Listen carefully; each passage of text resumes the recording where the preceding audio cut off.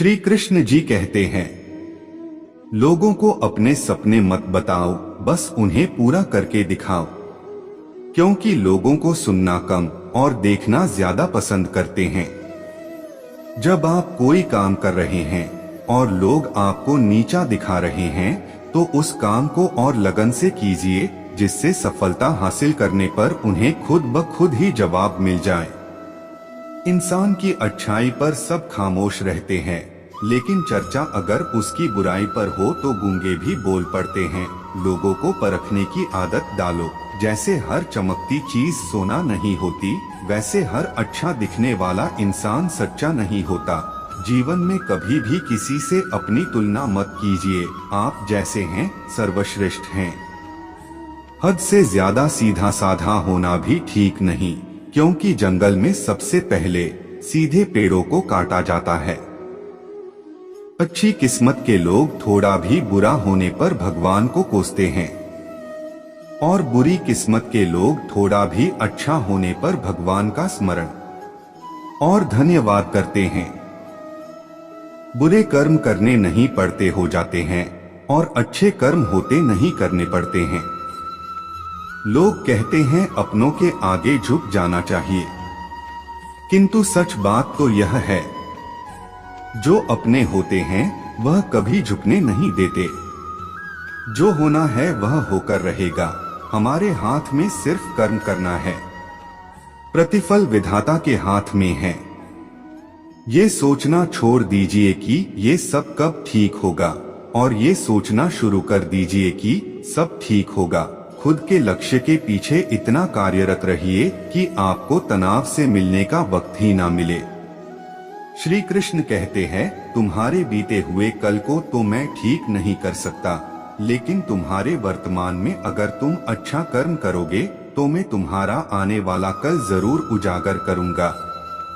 एक राजा ने अपने सैनिकों को सड़क के बीच में एक बड़ी चट्टान रखने के लिए कहा। चट्टान को बीच सड़क में रखवाकर राजा ने अपने सैनिकों से छुपकर उस चट्टान पर नजर रखने के लिए कहा कि देखना उस चट्टान को रास्ते से कौन हटाता है। लोग उस जगह पर आते रहे और जाते रहे, लेकिन किसी ने भी उस चट्टान को रास्ते से हटाने की कोशिश नहीं की। उस चट्टान के पास से लोगों के गुजरने वालों में राजा के कुछ करीबी लोग और शहर के बड़े व्यापारी भी शामिल थे, और उनमें से कुछ लोग तो राजा को ही कोसने लगते कि क्या राजा इस चट्टान को भी रास्ते से नहीं हटवा सकता। लेकिन किसी ने भी उस चट्टान को रास्ते से हटाने का प्रयास नहीं किया।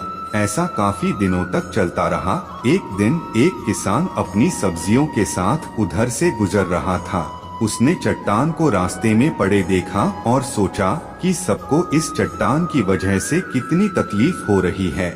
उसने अपनी मजबूत लाठी से उस चट्टान को एक तरफ धकेलने की कोशिश शुरू कर दी।